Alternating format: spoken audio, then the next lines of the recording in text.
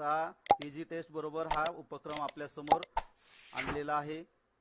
तर सर्वप्रथम सर्वांना मी रोहिदास एकाड, मी उपशिक्षक सानेगुरुजी शिक्षण संस्था हडपसर संचालित रचना विद्यालय होळकरवाडी येथे आहे। तर गुरुत्वाकर्षण या पाठातील काही महत्त्वाच्या संज्ञा पुढील चौकोनात दिल्या आहेत, त्या ओळखायच्या। ती मागच्या सेशनमध्ये आपण ते पाहिलेलं होतं। मग याच्यावरून फक्त तुम्ही ते पहा की आपल्याला किती आठवतंय। आणि आता एक पुढं कोष्टक दिलेलं आहे, तक्ता दिलेला आहे। ह्या तक्त्यामध्ये मागच्या घटकांवरील काही संज्ञा या ठिकाणी काही नावं लपलेली आहेत, ते आपण आपल्या चार्टमध्ये नावं तुम्हाला किती आठवतात, ह्या तक्त्यामध्ये किती सापडतात, मी तुम्हाला 2 मिनिटं वेळ देतो। त्या 2 मिनिटांमध्ये ते काय करायचे, आपण चार्टमध्ये ते आपल्याला कोणकोणत्या संज्ञा समोर दिसतात त्या संज्ञा नोंदवायच्या आहेत की त्यामध्ये कोणकोणतं दिसतंय, आपण त्याच्यावर चर्चा करणारच आहोत। पण तुम्हाला याच्यामध्ये कोणकोणत्या गोष्टी दिसतात त्या गोष्टी आपण शोधायच्या आहेत। पहा ह्याच्यामध्ये तुम्हाला काय काय दिसतंय, जरा विचार करा आणि आपल्या चार्टमध्ये आपण नोंदवू। ह्याच्यामध्ये पहिलं पहा, मुक्ती वेग हा पुढे येणारा घटक आहे। म्हणजे या प्रकरणामधला मुक्ती वेग हा एक शब्द ह्याच्यामध्ये मला सापडतोय।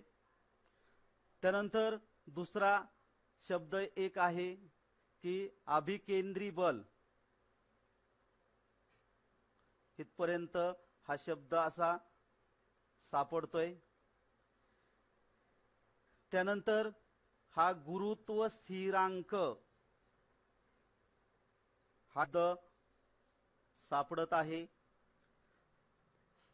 त्यानंतर मध्ये काय सापडतंय का ते शोधायचा प्रयत्न आपण करायचा आहे। अजून काही ते आपल्याला पाहायचंय।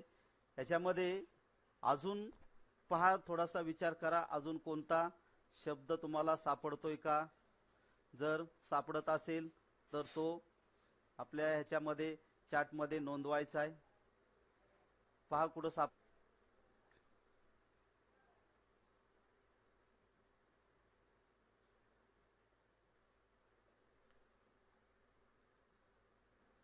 एक आवर्त काल ही हा जो एक शब्द आहे, तो शब्द आता पुढं आपल्याला केपलरच्या नियमामध्ये येणारच आहे। तर एक मुक्तिवेग, दुसरा आहे आवर्त काल, तिसरा आहे गुरुत्व स्थिरांक आणि अभिकेंद्री बल। तर अशा पद्धतीने हे शब्द आपल्याला या ठिकाणी सापडलेले आहेत। आता वर्गामध्ये सुद्धा आपल्या असंच पद्धतीने आपले शिक्षक सुरुवात करतात की काल काय झालं आणि काल काय पाहिलं। तर मी नंतर याच्यावर काही प्रश्न पाठीमागच्या भागावरचे विचारतोय। गुरुत्व स्थिरांकाची एसआय व सीजीएस एकके सांगा।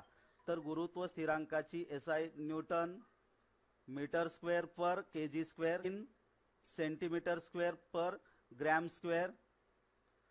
गुरुत्वीय बलाचे कोणतेही एक वैशिष्ट्य, तर गुरुत्वीय बलाचं वैशिष्ट्य काय आहे ते आपल्याला या ठिकाणी नमूद करायचं आहे। तर कणांमधील आपण पाहिलेलं आहे की गुरुत्वीय बल त्याच्यावर जर प्रयुक्त केलं आपण, गुरुत्वीय बल त्या कणांमधील त्याच्या अवलंबून असतं। तिसरा प्रश्न आहे उपग्रहाला ग्रहाच्या कक्षेत ठेवणाऱ्या बलाचं नाव काय। तर मित्रांनो, उपग्रहावर ग्रहाने प्रयुक्त केलेले गुरुत्वीय बल असतं। म्हणजे प्रत्येक ठिकाणी तुम्हाला गुरुत्वीय बलाबद्दलच बरंच काही माहिती मिळेल। पृथ्वी कोणत्या बलामुळे सूर्याभोवती फिरते, तर सूर्याने पृथ्वीवर केलेलं जे गुरुत्वीय बल आहे त्याच्यामुळेच पृथ्वी सूर्याभोवती फिरते। अशा प्रकारचे पाठीमागच्या घटकांवर आणि काही भागावर प्रश्न आपण घेऊन पुढे जाऊयात। त्यानंतर परिचय शास्त्रज्ञांचा, हा जो फोटो आहे या शास्त्रज्ञांचा, ते आहेत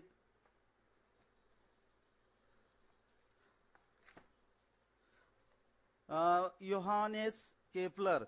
त्यांचा जो परिचय आहे तो होणं फार गरजेचं आहे की ह्या शास्त्रज्ञांनी अगोदर काम काय केलं आणि त्याच्यानंतर शोध न्यूटनने कशा पद्धतीने लावले। तर योहानेस केपलर यांनी एक जर्मन खगोलशास्त्रज्ञ आणि गणितज्ञ होते. त्यांनी 1600 मध्ये प्राग मधील टायको ब्राह्मे या प्रसिद्ध खगोलशास्त्राचे मदतनीस म्हणून कार्य ते करू लागलेले होते. त्यांनी सन 1601 मध्ये टायको ब्राह्मे यांच्या आकस्मिक मृत्यूनंतर केपलर यांना त्यांचा उत्तराधिकारी म्हणजे शाही गणितज्ञ म्हणून नियुक्त करण्यात आले. ब्राह्मे यांनी केलेली ग्रहांच्या स्थानांची निरीक्षणे वापरून केपलर यांनी ग्रहांच्या गतीचे नियम शोधून काढले आणि त्यांनी खगोलशास्त्रावर विविध पुस्तके लिहिली. त्यांचे कार्य पुढे न्यूटन यांना गुरुत्वाकर्षणाच्या नियमाच्या शोधात हे केपलरचं जे शोध होते त्यांची जी पुस्तकं होती त्या पुस्तकावर न्यूटनने पुढे काम केलं आणि गुरुत्वाकर्षणाचा म्हणजे शोध कसा लागला त्याचा इतिहास आपण पाहिलेला आहे. तर ही जी निरीक्षणं आहेत ही निरीक्षणं नोंदवताना केपलरने काही त्यांचे जे नियम सांगितले होते ते महत्वाचे कोणते नियम आहेत. आता पहा, घरामध्ये आपल्याकडं वाढदिवसासाठी जी टोपी असते, शंकू असतो, यामध्ये तो शंकूचा जो छेद आहे हा छेद जर कापला तर त्यामध्ये आपल्याला एक लंब गोल म्हणजे या ठिकाणी जो आपण वर्तुळ तर काढतोच पण ह्या ठिकाणी जो लंब गोल दिसतो ह्या वर्तुळाला जसा एकच केंद्र असतो तसा ह्या लंब गोलाला दोन नाभी असतात आणि ते पाहायचंय की हे एक लंब गोल घेतलेला आहे त्याच्या दोन नाभी ह्या नाभीं वर्तुळाकार कक्षा आणि त्या कक्षेभोवतीच पुढे विश्व कसं फिरतंय ते आपण पाहणार आहे की ही नाभी F1 आहे, ही नाभी F2 आहे. हा इथं A B C बिंदू घेतले, A आणि F जोडले, A आणि F1 जोडले, F आणि C बिंदू जोडले आणि C आणि F2 बिंदू जोडले. हे जोडल्यामुळे काय झालं आकृतीमध्ये तर F1 व F2 हे दोन नाभी बिंदू आहेत ते A B C इथं A B आणि C वरील परिघावरील कोणतेही दोन बिंदू असल्यास फार महत्वाचा भाग आहे हा AF1 ची लांबी आणि AF2 ची लांबी ह्या दोन लांबींची जी बेरीज आहे ती बेरीज BF1 अधिक BF2 या लांबींच्या बेरजे एवढी ह्या लांबीची असते. आणि नंतर मग CF1 किंवा CF2 किंवा अजून दुसरे कोणतेही बिंदू घेतले तर त्यावेळेस त्यांची जी बेरीज आहे ती बेरीज आपल्याला तेवढीच सारखीच आल्याची दिसते आणि याच्यानंतरच शोधाची खरी सुरुवात झालेली आहे. मग सूर्य कुठं असेल, ग्रह कसे फिरत असतील त्याच्याबद्दल आपण पाहणार आहे. तर आता पहा इथं सूर्य अशी जर लंब गोलाकार जर ती आपण कक्षा घेतली तर सूर्य हा दिसतो चमकणारा तो एका नाभीवर आहे आणि जे बाकीचे जे ग्रह आहेत ते त्याच्या परिघामध्ये फिरताना आपल्याला दिसतात. पण आता इथं परिघामध्ये असताना त्यांच्यामध्ये सूर्याच्या जवळ ज्यावेळेस कक्षेमध्ये तो फिरत असतो त्यावेळेस आणि नंतर पुढे गेल्यानंतर त्याच्यामध्ये काय बदल होतो, त्याचा वेग कमी होतो की वाढतो हे आपण पुढे पाहूया. The orbital period is the time a given astronomical object takes to complete one orbit around another object and the appeals the astronomy usually to planets or asteroids orbiting the sun, moons orbiting planets and exoplanets orbiting other stars or binary stars. म्हणजेच आपण पाहतो की जर परिक्रमा कालावधी म्हणजे एखाद्या खगोलशास्त्रीय ऑब्जेक्टला दुसऱ्या वस्तूभोवती एक कक्षा पूर्ण करण्यास लागतो कालावधी आणि खगोलशास्त्रात सामान्यतः सूर्याभोवती फिरणाऱ्या ग्रह किंवा लघुग्रहांवर चंद्राच्या परिक्रमाचे ग्रह, इतर तारे किंवा बायनरी ताऱ्यांभोवती फिरणाऱ्या ग्रहांवर ते लागू होते. हे ऑर्बिटिंग सिस्टीम मध्ये त्याचा टाइम पिरियड हे पाहिलं. आता केपलरने इथं आकृतीमध्ये दाखवले की दोन नाभी फोकस तिथं सन आहे आणि बाकीचं समजा एक उपग्रह त्याच्या भोवती फिरतोय. तर Kepler's first law means that planets moves around the sun in elliptical orbit and ellipse is a shape that resemble flatted circle, म्हणजे हा फ्लॅटेड सर्कल दिसतोय, त्याला दोन नाभी, त्याच्यावर एक सूर्य आणि ग्रह त्याच्या भोवती फिरताना पहा. इथं जवळ आल्यानंतर त्याचा वेग आणि दूर गेल्यानंतरचा वेग ह्याच्यामध्ये त्याचा फरक कसा पडतोय ते पाहूया. तर केपलरचा जो नियम पहिला सांगितला की ग्रहाची कक्षा ही लंबवर्तुळाकार असून सूर्य त्या कक्षेच्या एका नाभीवर असतो. हा साधा सोपा नियम परीक्षेला विचारला जातात की केपलरचे 3 नियमांपैकी पहिला नियम उदाहरणासह स्पष्ट करा, दुसरा नियम स्पष्ट करा.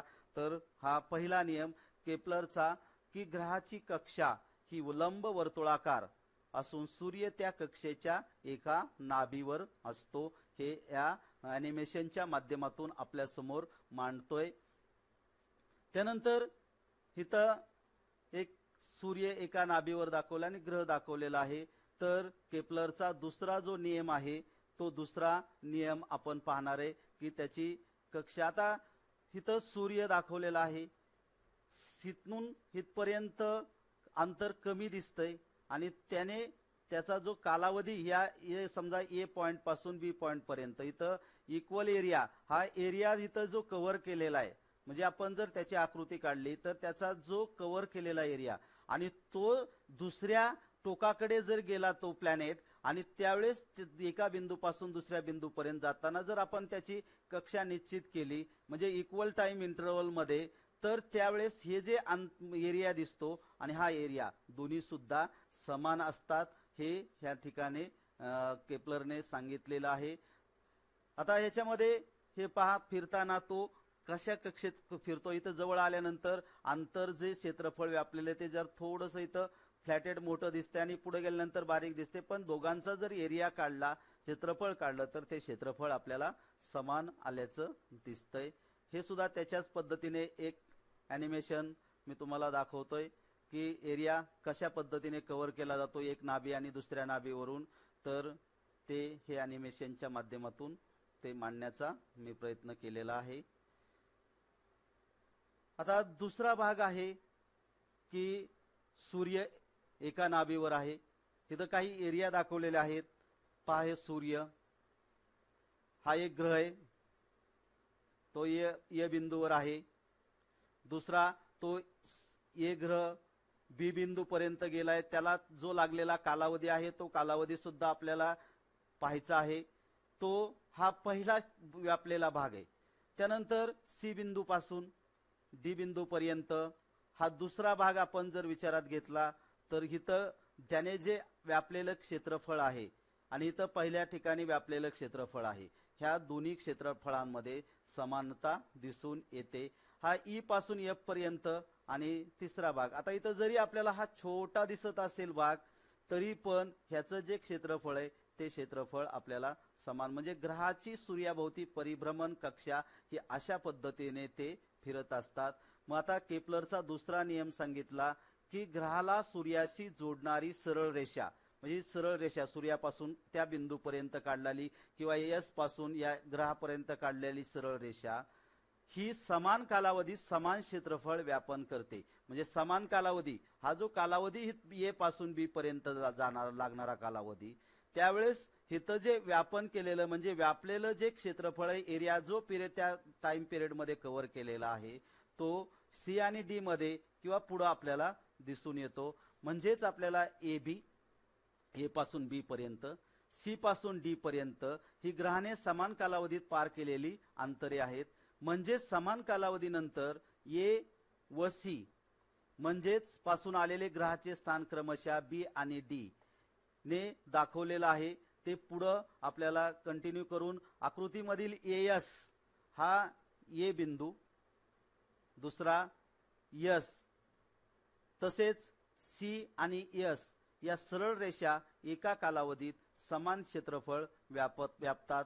हे आपल्याला दुसऱ्या नियमाने सिद्ध होतं की ग्रहाला सूर्याशी, म्हणजे हा सूर्य हा ए ग्रह, जोडणारी सरळ रेषा म्हणजे एस पासून ए पर्यंतचं अंतर ही समान कालावधी, मग ए पासून बी पर्यंत जाण्यासाठी लागणारा कालावधी, त्यावेळेस ती समान क्षेत्रफळ व्यापन करते. हा दुसरा नियम आपल्याला सांगितलेला आहे. म्हणजेच आपण असं म्हणू शकतो की ए, एस आणि बी हा जो एरिया आहे तो सी, एस आणि डी ही क्षेत्रफळे समान असतात. तसेच ई, एस आणि एफ ही सुद्धा क्षेत्रफळ पहिल्या क्षेत्रफळांबरोबरच असते. हे आपल्याला या दुसऱ्या नियमावरून त्याची संकल्पना स्पष्ट होते. हे केपलरने अगोदर मांडलेलं आहे. आता Kepler second law of planetary motion describes the speed of planet travelling in the elliptical orbit around the sun. It states that the line between sun and the planet sweeps equal areas in equal times. Thus, the speed of the planet increases. इथं आपण पाहतो की त्या प्लॅनेटचं speed कुठं वाढतं, near the सन, सूर्याजवळ तो ज्यावेळेस येतो त्यावेळेस स्पीड त्याचं वाढलेलं दिसतं. And decreases as the recedes from the sun. सूर्यापासून तो लांब ज्यावेळेस दुसऱ्या टोकाकडे असतो त्यावेळेस त्याचं डिक्रीज म्हणजे कमी झाल्याचं दिसून येतं. हे आपल्याला सेकंड लॉ केपलर्स आपल्याला सांगतोय. त्यानंतर आता पहा इथं सेकंड लॉचं एक ॲनिमेशन दाखवलेलं आहे की त्यामध्ये कशा पद्धतीने कक्षा आपल्याला दिसतात. Second law, line segment joining the planet and the sun sweeps out equal areas during the equal interval of the time. सूर्य जाग्यावर आहे, ग्रह फिरतोय, त्यावेळेस कक्षा इथं कशा पद्धतीने त्याचा टाइम इंटरवल काउंट केला जातो आणि ती जो एरिया जो आहे, क्षेत्रफळ आहेत, ते क्षेत्रफळ कशी समान असतात हे दुसऱ्या नियमावरून आपल्याला स्पष्ट होते. आता आपण केपलरचा तिसऱ्या नियमाकडे जाणार आहे. आता तिसऱ्या नियमाकडे जात असताना जर आपण हा लंबवर्तुळाकार म्हणजे इलिप्स सारखा घेतला तर एका नाभीवर आपण सूर्य घेतला आणि दुसऱ्या त्याच्या ज्या परिघावर आहे त्या परिघामध्ये उपग्रह फिरताना दाखवलेला आहे.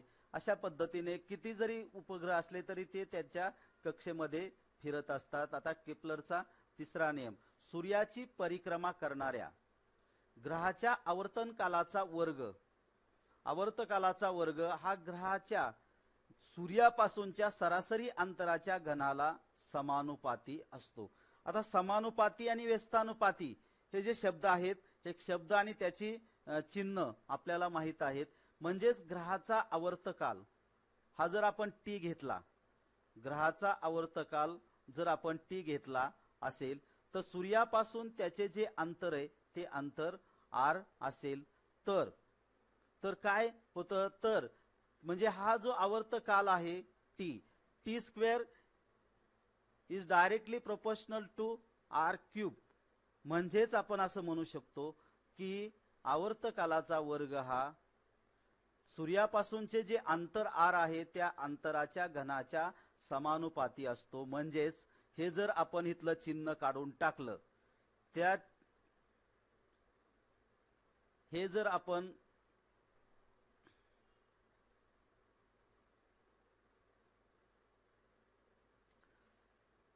हे जे चिन्ह आहे हे चिन्ह काढून टाकलं तर आपल्याला त्याचा जो स्थिर किंमत आहे, मग त्याचा स्थिरांक, हा जो स्थिरांक स्थिर आहे म्हणजे तो स्थिरांक आपण जर काही मानला के, कारण हा आर क्यूब आहे तो इकडे आल्यानंतर डिवाइड होणार आहे, म्हणजे T square upon R cube is equal to स्थिर, म्हणजे हा स्थिरांक आहे. तर हा स्थिरांक आपण के हे केलेला आहे, घेतलेला आहे.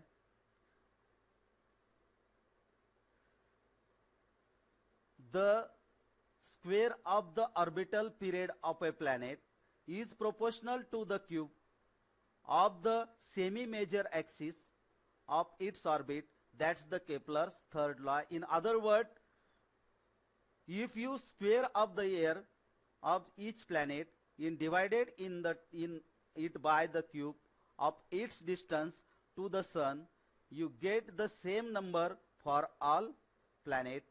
This is the other word Kepler's third law. Then Johannes केपलरने एक वाक्य सांगितलेलं होतं की मंगळाच्या कक्षाच्या अभ्यासाद्वारे त्यांनी अभ्यास केल्यानंतर त्यांनी मांडलेलं होतं की आपण एकतर खगोलशास्त्राच्या रस्त्यांवर पोहोचले पाहिजे, म्हणजे खगोलशास्त्राचा आपण अभ्यास केला पाहिजेत असं मत केपलरने मांडलं होतं पाहिजेत किंवा त्याच्याबद्दल कायमचे दुर्लक्ष तरी केलं पाहिजेत. म्हणजे एकदा का त्या वाटेने गेलं तर त्याच्या शेवटपर्यंत आपल्याला जायला पाहिजेत. म्हणून अनेक जगातले देश मंगळावर जाण्याचा आणि तिथला अभ्यास करण्याचा प्रयत्न करतात. गेल्या वर्षी सुद्धा भारताने मंगळावर जे आपलं यान पाठवलेलं होतं त्याच्याबद्दल अजून जे यश मिळायचे ते यश आज मिळणार आहे आणि त्याच्याबद्दल अभ्यास करणारे आपण सर्वजण विद्यार्थी त्यासाठी पुढे संशोधनाच्या दृष्टीने प्रयत्न करणार आहोत.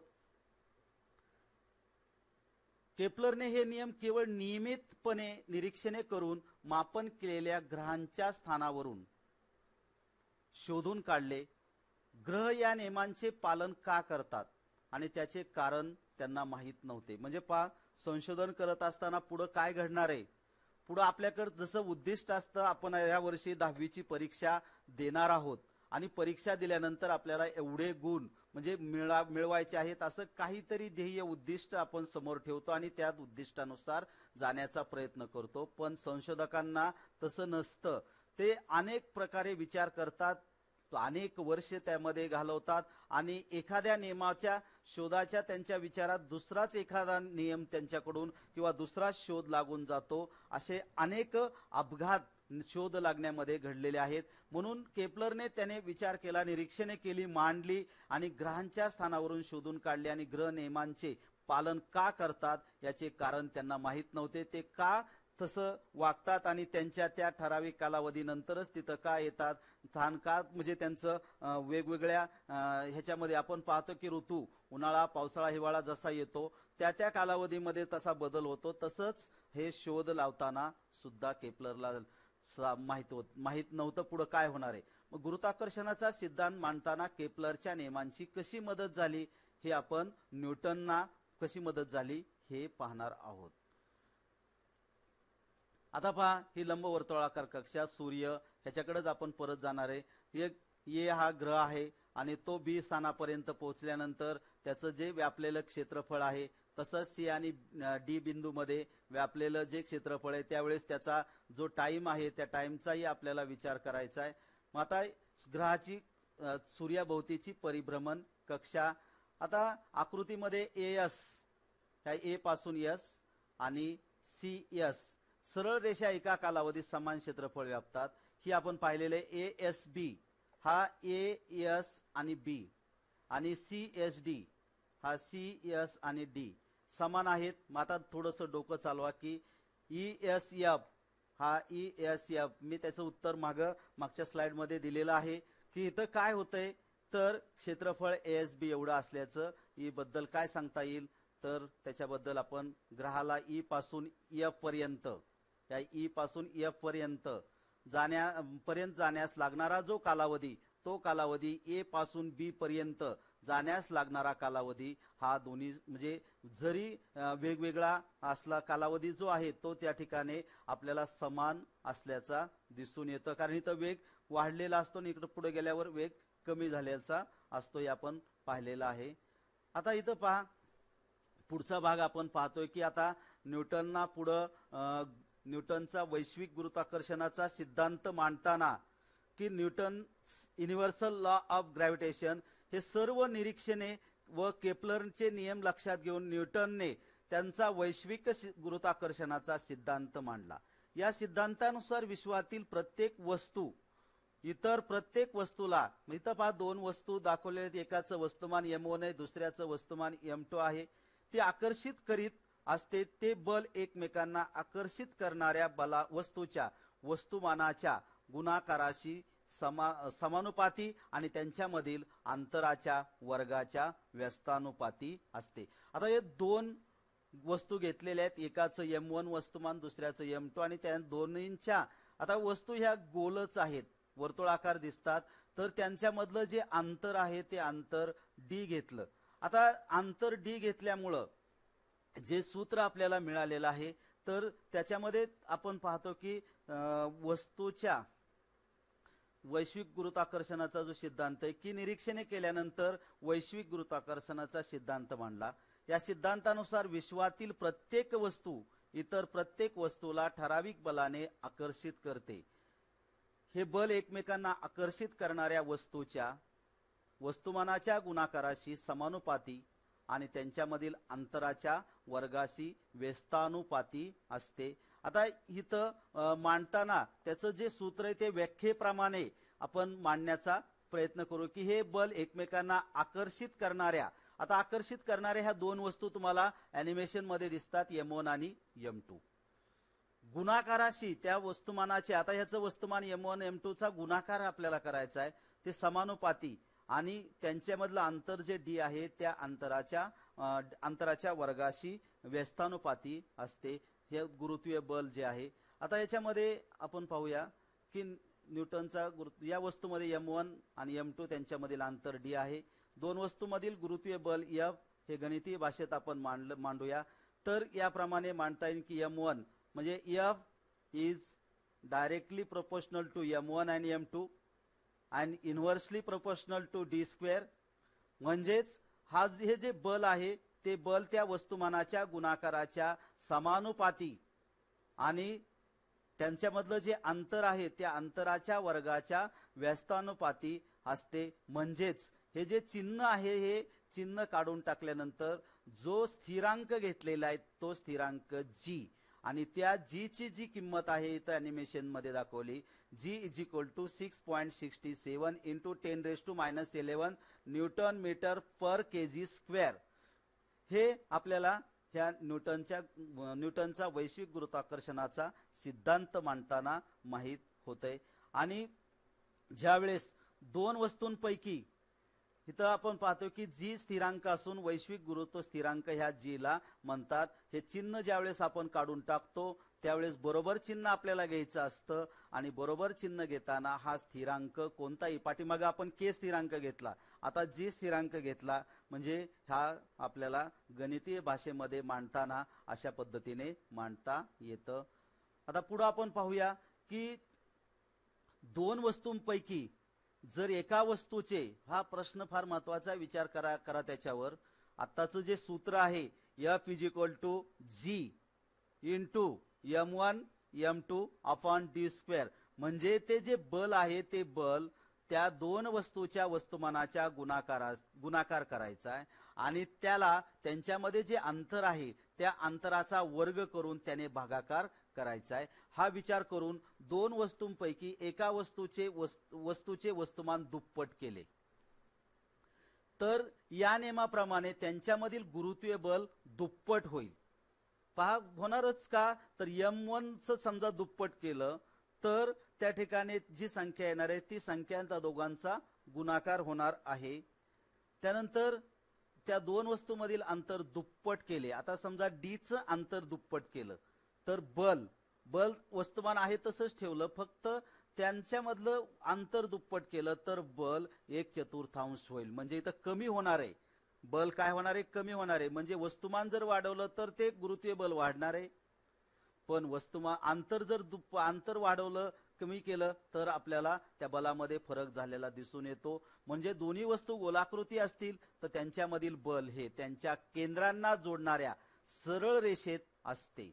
म्हणजे जर वस्तू ह्या गोलाकृती असतील तर त्यांच्यामधलं बल हे त्यांच्या केंद्रांना ज्या जोडणाऱ्या, आता ॲनिमेशन मध्ये दाखवलं होतं त्याप्रमाणे त्या सरळ रेषेमध्येच असतं. पण त्या केंद्रांना जोडणाऱ्या त्या रेषाखंडाची लांबी त्यांच्यामधील अंतर म्हणून धरली जाते. पण असाही विचार करा की जर त्या वस्तू गोल वा नियमित आकाराच्या नसतील, रेग्युलर शेप मध्ये जर नसतील, दोघांचे आकार वेगवेगळे असतील, तर अशा वेळेस ते बल त्यांच्या वस्तुमान केंद्रांना म्हणजे सेंटर ऑफ मास जोडणाऱ्या रेषाखंडाच्या दिशेत असते व D साठी त्या रेषाखंडाची लांबी घेतली जाते. म्हणजे वेगवेगळ्या आकाराच्या वस्तू असतील तर ते बल त्या वस्तुमान केंद्रांना जोडणाऱ्या रेषाखंडाच्या दिशेत असते आणि D साठी त्या रेषाखंडाची लांबी घेतली जाते. आता आपण पाहू पुढे की जरा थोडासा विचार करा की SI एकक प्रणालीत G चे एकक न्यूटन मीटर स्क्वेअर हा इथं घेताना त्याचा वर्ग आहे अपॉन kg स्क्वेअर आहे. G चे मूल्य सर्वप्रथम हेनरी कॅव्हेंडिश या शास्त्रज्ञाने प्रयोग करून मोजले. SI एकक प्रणालीत ते 6.673 इंटू 10⁻11 इथं घ्यायचा आहे. खाली दिसतोय तो 10⁻11 नाही, तर तो मायनस या ठिकाणी मी हे करतोय, इथं -11 घ्यायचा. इथं खाली आलेला आहे तो खाली नाही, आणि हा न्यूटन मीटर स्क्वेअर आहे खाली नाही, आणि हा 2 जो आहे तो केजी स्क्वेअर. अशा पद्धतीने इथं सुद्धा हा 2 इथं नाही तर त्याचा स्क्वेअर आहे, हा केजी इथं स्क्वेअर आहे. म्हणजे ते टायपिंग करताना ते खाली आलेलं आहे. तर आपण पाहू की जीचं मूल्य जे आहे एसआय एकक प्रणालीत ते 6.673 into 10⁻11 newton metre square upon KG square आहे, हे आपल्याला दिसून येतं. आता गुरुत्वाकर्षणाचा नियम सांगताना बल हे अंतराच्या वर्गाच्या व्यस्त प्रमाणात असल्याचे प्रतिपादन न्यूटनने कशाच्या आधारे केले? विचार करा जरा थोडासा.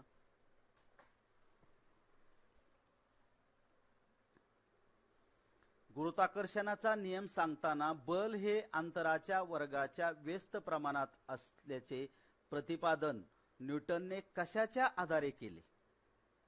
यासाठी त्यांनी केपलरच्या तिसऱ्या नियमाची मदत घेतली. तर न्यूटनचा जो तिसरा नियम आहे तो नियम होता की सूर्याची परिक्रमा करणाऱ्या ग्रहाच्या आवर्तकालाचा वर्ग हा ग्रहाच्या सूर्यापासूनच्या सरासरी अंतराच्या घनाला समानुपाती असतो. म्हणजे टी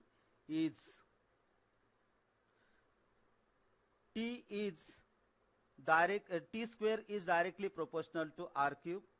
हे हा जो नियम आहे त्या नियमाप्रमाणे आपल्याला पाहायला म्हणजे त्यांनी वापर केला न्यूटनने. आता एक समान वर्तुळाकार गती आणि अभिकेंद्री बलाचे परिणाम.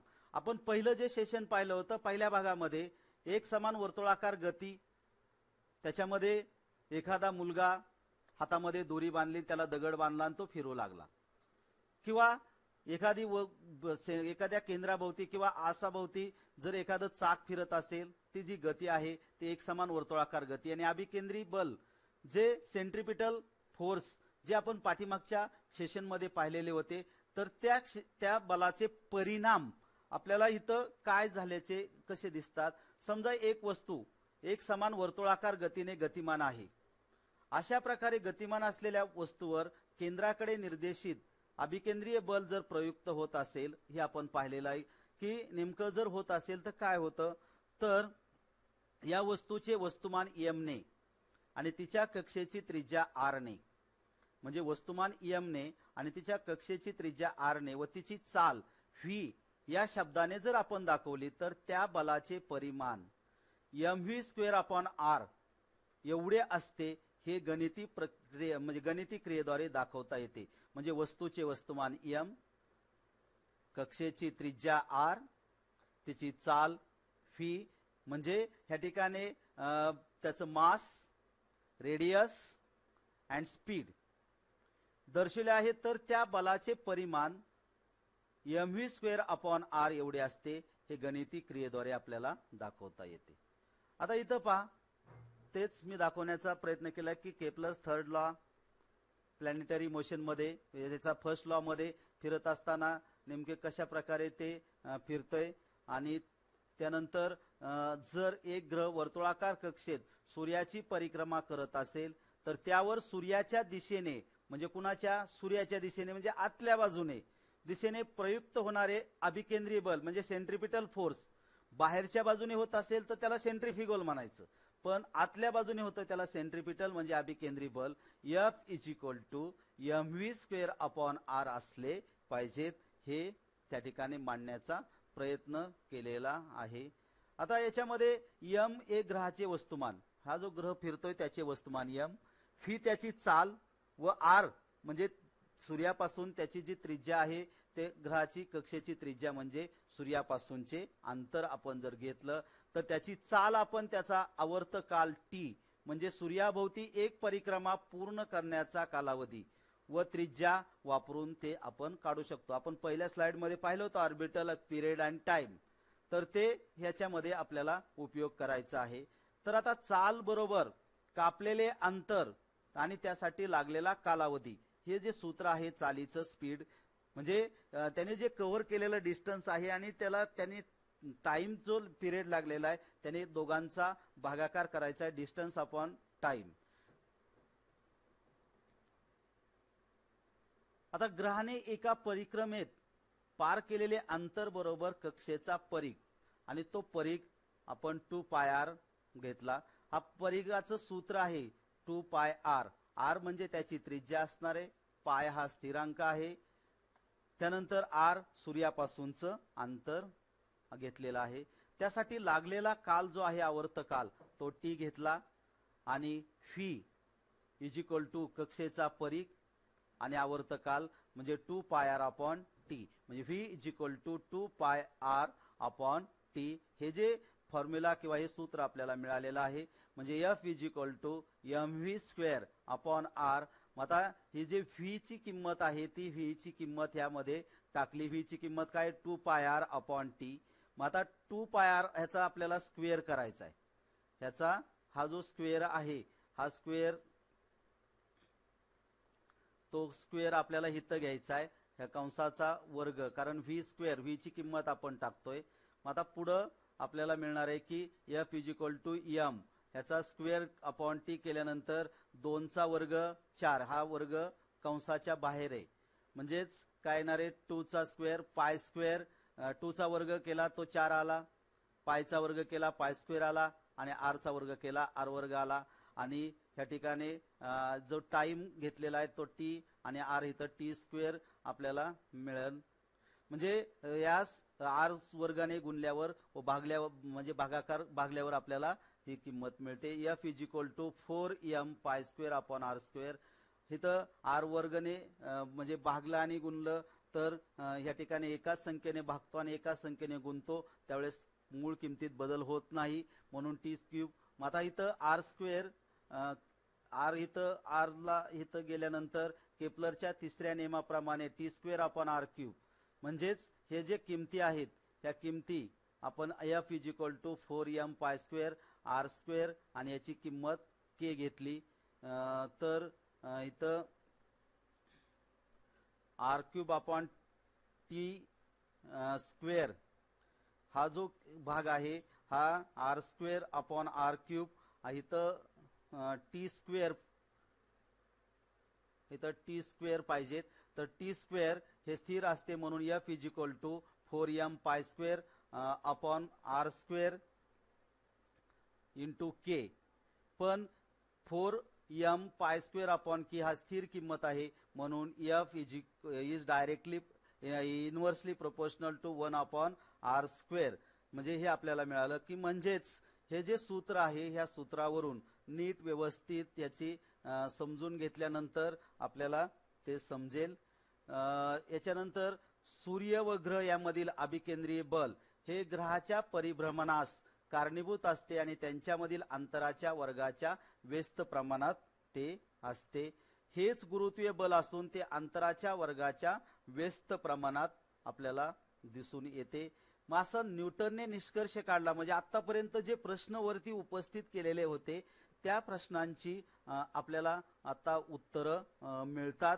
तर न्यूटनने काय निष्कर्ष काढला एवढ्या अभ्यासांती, की मग त्या ठिकाणी वर्तुळाकार गती असेल, केपलरचे पहिला दुसरा तिसरा नियम असेल, ग्रहाची परिभ्रमण म्हणजे परिभ्रमण कक्षा असेल, अंतराच्या वर्गाच्या व्यस्त प्रमाणात असतं हे गुरुत्वीय बल त्यांनी गणितीय भाषेमधून मांडलं आणि अंतराच्या वर्गाच्या व्यस्त प्रमाणात कसे असते हा निष्कर्ष त्यांनी काढला. आणि त्यांनी शेवटचं मानलं की गुरुत्वाकर्षणाचे बल हे निसर्गातील इतर बलांच्या तुलनेत अतिशय क्षीण बल असते हे, परंतु ते संपूर्ण विश्वाचे नियंत्रण करते हे त्या ठिकाणी न्यूटनने मांडलेलं आहे. म्हणजे हे विश्वाचे भवितव्य निश्चित करते. तारे व विश्वातील इतर घटक यांच्या प्रचंड वस्तुमानामुळे हे शक्य झालेलं आहे असं न्यूटनने अभ्यासांती मांडलं. आणि त्याचा जो आज आपण पाहतो की त्याचा उपयोग आणि त्याचे फायदे कशा पद्धतीने लोकांना होतात, म्हणजे याचे परिणाम काय झाले, वर्तुळाकार गती असेल, अभिकेंद्रीय बल असेल, त्यानंतर परिभ्रमणाची कक्षा असेल, मग हे कारणीभूत असताना त्यांच्यामधील म्हणजे जे परिभ्रमणास जे कारणीभूत घटक आहेत त्यांच्या अंतराच्या वर्गाच्या व्यस्त प्रमाणात आणि गुरुत्वीय बल हे अंतराच्या वर्गाच्या व्यस्त प्रमाणात असते हा निष्कर्ष काढल्यानंतर विश्वामधील ग्रह तारे इतर घटक त्यांच्या प्रचंड वस्तुमानामुळे हे आपल्याला शक्य झाल्याचं न्यूटनने मांडलेलं आहे. आता कोणताही भाग पाहिल्यानंतर त्याच्यावर आपल्याला स्वाध्याय असणं आवश्यक आहे. आतापर्यंत आपण जे काही शिकलो तो आजचा एक स्वाध्याय आहे. तो स्वाध्याय आपण लिहून घ्या आणि त्या प्रश्नांची उत्तरं आपल्या वहीमध्ये लिहायचे. केपलरचे 3 नियम सांगितलेले आहेत. ते 3 नियम कोणते ते आपण व्यवस्थित वहीमध्ये लिहायचे आहेत आणि लर्न सुद्धा करायचे, पाठ सुद्धा करायचे आहेत, कारण ते परीक्षेला विचारले जातात. दुसरा प्रश्न, गुरुत्व स्थिरांकाला वैश्विक गुरुत्व स्थिरांक का म्हणतात? याही प्रश्नाचं उत्तर आपण लिहायचंय. न्यूटनच्या गुरुत्वाकर्षण सिद्धांताचे महत्व सांगा, की याचं महत्व काय आहे? गुरुत्वाकर्षण सिद्धांतामुळे काय आपल्याला जगामध्ये बदल झाल्याचे दिसून आलं? वस्तूवरील गुरुत्वीय बल सांगा. आणि शेवटचा प्रश्न आहे, जर 2 वस्तूमधील अंतर 5 पट केले तर त्यांच्यामधील गुरुत्वीय बल आधीच्या गुरुत्वीय बलाच्या किती पट होईल? मित्रांनो, हे जे प्रश्न आहेत त्या प्रश्नांची उत्तरं व्यवस्थित लिहायचेत आणि आपल्याला हे पाठवायचे आहेत आणि त्याच्यामध्ये उत्तरं शोधण्याचा प्रयत्न करायचा आहे. आजच्या सेशनसाठी तुम्ही हा सर्व लाईव्ह सेशन पाहिला. आमची लाईव्ह सेशन तुम्ही पुन्हा ऐकणार आहेत. आता माझं संपल्यानंतर 15 मिनिटाच्या गॅप नंतर बरोबर 10 वाजता जे काल आपण सेशन पाहिलं होतं पायथागोरसचे प्रमेय थेरम, त्याच्यामध्ये आपण काल समरूपता आणि पायथागोरसची ट्रिपलेट हा भाग पाहिलेला होता. आज आपण पायथागोरसचं प्रमेय हे आमचेच टीम मेंबर जे आहेत ते कल्याण कडेकर सर हे आपल्याला त्याच्याबद्दल माहिती सांगणार आहेत. तर आपण हा जो उपक्रम पाहता त्याच्याबद्दल तुम्हाला मी धन्यवादच देतो. मी आमच्या पुणे जिल्हा विज्ञान अध्यापक संघाच्या सर्व टीमला धन्यवाद देतो. इजी टेस्टच्या टीमला धन्यवाद देतो आणि तुमचे सर्व शिक्षक, पालक, तुम्हाला प्रोत्साहित करणारे तुमचे कोण मार्गदर्शक, या सर्वांना ज्ञात अज्ञात या सर्वांना धन्यवाद देतो. आपण असेच ऑनलाईन राहा, पाहत राहा. ज्यावेळेस जसे उपलब्ध होईल तशा पद्धतीने पाहत राहा आणि आमचा जो चॅनल आहे या चॅनलला आपण सबस्क्राईब केलं तर त्या चॅनलच्या ज्या काही नियम अटी आहेत त्या नियम अटीमध्ये जर आम्ही बसलो तर आपल्याला पुढं यूट्यूब चॅनलच्या माध्यमातून अनेक प्रकारची दररोज चांगल्या चांगल्या तज्ज्ञांची व्याख्याने आम्हाला पुणे जिल्हा विज्ञान अध्यापक संघाला आयोजित करता येतील. पण आपली जी एकच क्लिक फार महत्वाची आपण केलेली असेल तर धन्यवाद. पण जर आपण सबस्क्राईब जर चॅनल केला नसेल तर निश्चितच सबस्क्राईब करा आणि वर्षभर आपल्याला जे काही वेगवेगळे उपक्रम असतील, मग अभ्यासाचं नियोजन असेल, प्रत्येक कन्सेप्ट क्लिअर कसा करायचा त्याच्याबद्दल असतील, ऍक्टिव्हिटी असतील, असे अनेक उपक्रम आपल्या समोर घेऊन येण्याचा आमचा सर्वांचा मानस आहे. आज आपण जवळजवळ 140 जण हे लाईव्ह सेशन ऐकताय. अजूनही दिवसभरात बरेच जण ते आपापल्या सोयीनुसार ते ऐकणार आहात. त्याबद्दल पुन्हा एकदा लाईक्स करा, शेअर करा, सबस्क्राईब करा आणि पुढचा जो सेशन आहे त्या सेशनसाठी आपण तयार राहा. बरोबर 10 वाजता तो सेशन चालू होईल. धन्यवाद. पुन्हा भेटूया आपल्या ह्याच्यासाठी. आणि तुमचे जे काही चार्ट मधले जे प्रश्न असतील त्या प्रश्नांकडे मी एकदा पाहतोय की नेमकं त्यामध्ये काय काय आपण प्रतिक्रिया मांडलेल्या आहेत. त्या प्रतिक्रियेकडं ह्यासाठी एक प्रश्न विचारलेले काय, क्षीण म्हणजे कमी, आपल्याला जाणवत नाही. आपण आता इथं जमिनीवर उभा आहे, आपल्याला कोणत्या प्रकारचं बल जाणवतं का? नाही, क्षीण आहे पण ते बल आपल्याला दिसतंय. त्यानंतर एकाने प्रतिक्रिया दिली की इंग्लिश मीडियम मध्ये घेऊ. निश्चितच इंग्लिश मीडियमचे पण आमचे अनेक तज्ज्ञ तयार आहेत. पण त्यासाठी जी आता लाईव्ह सेशन करण्यासाठीचे ज्या अडचणी आहेत त्या अडचणी थोड्याशा आम्ही दूर करतोय. त्याच्यावर आज लॉकडाऊनच्या असल्यामुळं अनेक इंजिनियर वगैरे त्यांना प्रत्यक्ष ऑपरेट करता येत नाही, ती अडचण आहे त्या परिस्थितीमध्ये आम्ही हे सादर करण्याचा निश्चित प्रयत्न करतोय. मित्रांनो, निश्चितच ते इंग्लिश मीडियमच्या मुलांसाठी सुद्धा आमच्याकडचे जे तज्ज्ञ आहेत ते तज्ज्ञ आपल्याला मार्गदर्शन करण्याचा प्रयत्न करणार आहेत. अजून जर आपल्या काही प्रतिक्रिया दिल्या तर आम्हाला निश्चितच त्याचा उपयोग करता येईल. निश्चित आपण प्रतिक्रिया नोंदवा, आपण चॅट करा, कमेंट्स करा आणि आपल्याला नवीन जे काही बाकीचे सगळ्यांनी गुड मॉर्निंग केलं, एकाने केलं तरी आम्हाला सगळ्यांना गुड मॉर्निंग मिळणार आहे. पण आपले प्रश्न आपण उपस्थित करा आणि पुन्हा एकदा आम्हाला आमच्या चॅनलच्या अटी पूर्ण करण्यासाठी आपण सहकार्य करा. आम्ही निश्चितच नवीन उपक्रम आपल्या समोर आणण्याचा प्रयत्न करतोय. पुन्हा एकदा आपण 10 वाजता बरोबर कडेकर सरांसोबत राहणार आहे. तर त्यावेळेसही आपण कुठं जाऊ नका, फक्त पाहत राहा. आपला जो चॅनल आहे त्या चॅनलवर पहा आणि नवीन पायथागोरसचं जे प्रमेय आहे ते आपल्याला पाहतो. या ठिकाणी थांबतो. पुन्हा एकदा आजच्या दिवसभराच्या तुम्हाला शुभेच्छा.